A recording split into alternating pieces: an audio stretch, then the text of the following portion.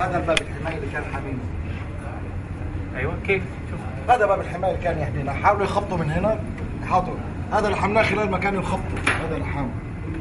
هاي المنطقة هون إذا بتشوفوها، كنا نحط لهم فيها هون، هاي كنا نفتحها مشان ما هن كمان ما يرشونا، كنا نفتحها ونحط لهم طفاية حريق من هون، نخنقهم جوا. ولعوا نار كمان. ونولعوا نار هنا.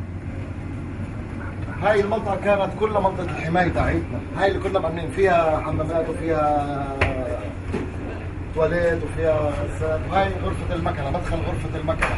كنا نسحب أول شيء بس مشان تشوفوا منطقة الهواء، المنطقة الوحيدة اللي كنا نقدر نسحب فيها الهواء النظيف.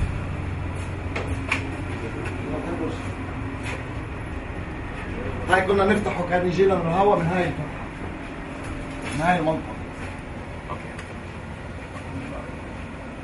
هاي منطقة هاي كانت تسحب لأنه الهوايات كانت تسحب تعمل زي فاكيوم سحب. علي مثبتين البيبان. اوكي كله هذا مثبت. مش فاهم عندي. يلا روح اشرح علي. اشرح. اوكي هاي منطقة المكنة، هاي غرفة المكنة. هاي غرفة المكنة.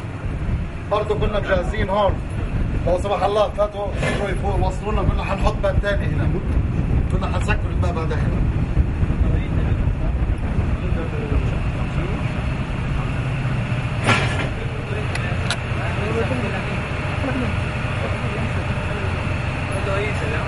هاي الغيها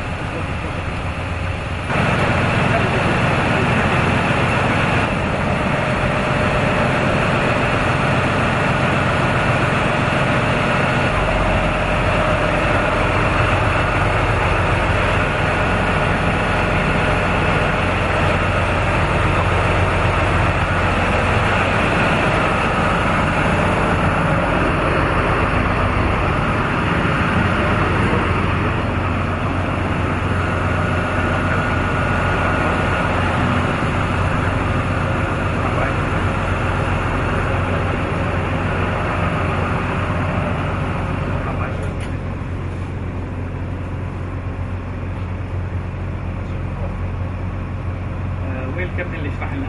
تفضل قرب يلا. هاي غرفة التحكم تقريبا بالمركب كله. هاي المنطقة بتتحكم بالمكنة الرئيسية تاعت الداخل. لأن أول ما حاولوا أول ما أخذوا هي لأنه فيها تحكم من غرفة القيادة. فأخذوا من غرفة القيادة، رجعنا إحنا قدرنا نسيطر وأخذنا الوضع عندنا. صرنا نتحكم بالمكنة من عندنا. هاي غرفة هون هاي المعدات هاي بتتحكم بمولدات الكهرباء. وضلنا برضه نسيطر على مولدات الكهرباء.